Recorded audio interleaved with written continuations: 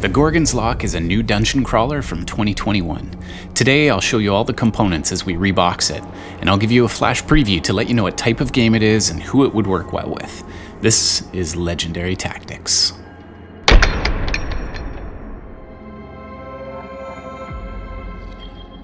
So a group of adventurers are trapped in the Gorgon Queen's lair and they need to explore the dungeon to find their way out. There's tons of cards in this game, nice artwork, nice characters.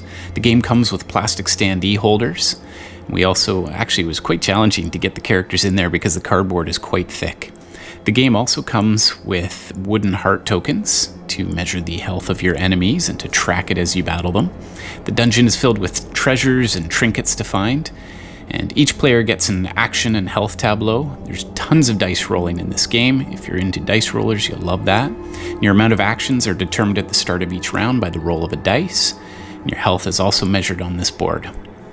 The dungeon tiles are fairly uniform. They get rearranged and reconfigured for each of the 6 dungeon maps, and they get connected with the bridges. So the booklet leaves lots of room at the end so you can get creative with your dungeon builds and make your own, and on the website they challenge you to do so. The standees you get for this represent the baddies you'll face, like skeletons, goblins, bowmen, hounds, harpies, lichen hallwalkers, and the Queen's Guard. I'll just fit these back into their holders so they fit nicely back into the box. That cardboard is quite thick. You will not likely have a big problem with that. So these are the hall tokens, and so the board is designed with walls all the way around so that you need to actually cross these land bridges in order to get in. The rulebook is a little bit thin when it comes to explaining the rules, such as combat, but at least it's brief. So the Gorgon's Loch teaches you how to spawn enemies, how to trade, how to move around, how to search. It's all fairly straightforward. It's not a super complex game. I cracked this game out with my sons, and we had a blast. So there we have the Gorgon's Loch, nestled neatly back in its box, and it's ready to be resealed.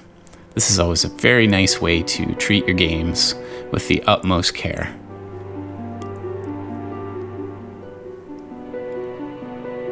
So let's move on now to the review portion. As I mentioned, the board pieces together, and the rulebook explains how the characters go down and where they spawn. There are numbers on the board, and they correlate with the numbers on the characters. Here's a look at all the components.